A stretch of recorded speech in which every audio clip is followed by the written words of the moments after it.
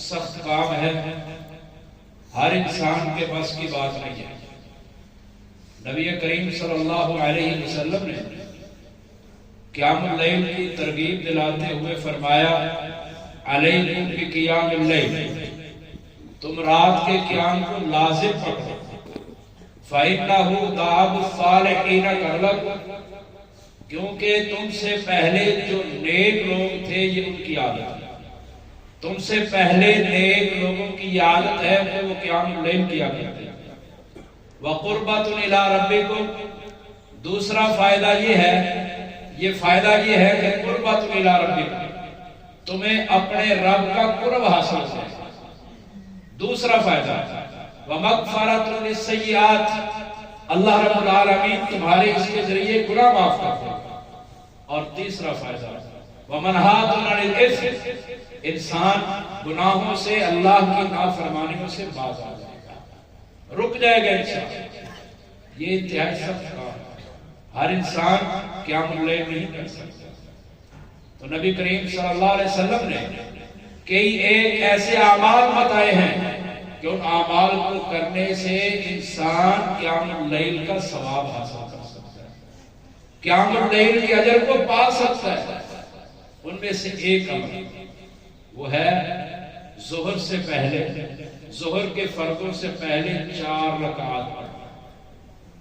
طبرانی کی روایت ہے، حسن سند کے ساتھ موجود ہے، شیخ مبشر ربانی رحمہ اللہ نے اس کو حسن قرار دیا ہے، اور بھی محدثین نے اس کو حسن کہا ہے۔ وہ روایت ہے اربع قبل الظہر یعدلن بصلاۃ السحر، پیغمبر صلی اللہ علیہ وسلم نے فرمایا کہ ظہر کے فرضوں سے پہلے جو 4 رکعتیں ہیں جو سنن رواتب میں شامل ہے، یہ 4 رکعتیں تہجد کی نماز کے برابر ہیں، تہجد کی نماز کے برابر ہیں، جن کو ہم نے معمولی سمجھا ہوا ہے ہم ان کا اہتمام نہیں کرتے۔ اور رات کے قیام کے ثواب کے ساتھ ساتھ ایک اور فائدہ بھی ہے، وہ فائدہ یہ ہے آپ علیہ السلام نے فرمایا اربع قبل الظہر، ظہر سے پہلے جو 4 رکعتیں ہیں سنن رواتب لیس فیہن تسلیم، جن میں سلام ہو، یعنی 4 رکعتیں ایک سلام کے ساتھ جو بندہ پڑھتا ہے، آپ علیہ السلام نے فرمایا تفتح لہن ابواب السماء، وہ بندہ جو 4 رکعتیں پڑھ لیتا ہے نا، اس بندے کے لیے آسمان کے دروازے کھول دیے جاتے ہیں، آسمان کے دروازے کھول دیے جاتے ہیں۔ تو 2 فائدے ہیں ظہر کے فرضوں سے پہلے 4 رکعتیں پڑھنے کے۔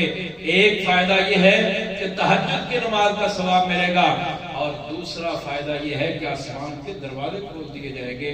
تو ہمیں ان کا خصوصی اہتمام کرنا چاہیے۔ اللہ عمل کی توفیق عطا فرمائے۔ سبحان ربک رب العزت عما یصفون وسلام علی المرسلین والحمد للہ رب العالمین۔